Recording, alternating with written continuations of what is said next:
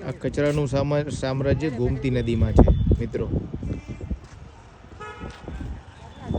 આ પવિત્ર ગોમતી નદી અને અહીંયા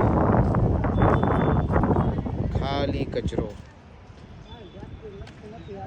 હોટલો દ્વારા, પ્રશાસન ને પ્રવાસીઓ દ્વારા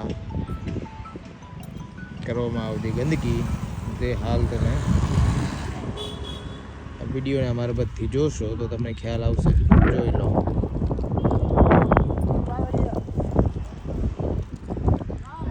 દ્વારકાધીશ હવે તો તમને પ્રાર્થના કરીએ છીએ કે આ જે કચરો ફેંકે છે એ જોઈને પ્રશાસન આંખો ખોલે અને કચરો સાફ કરાવે તાત્કાલિક ધોરણે. જય દ્વારકાધીશ.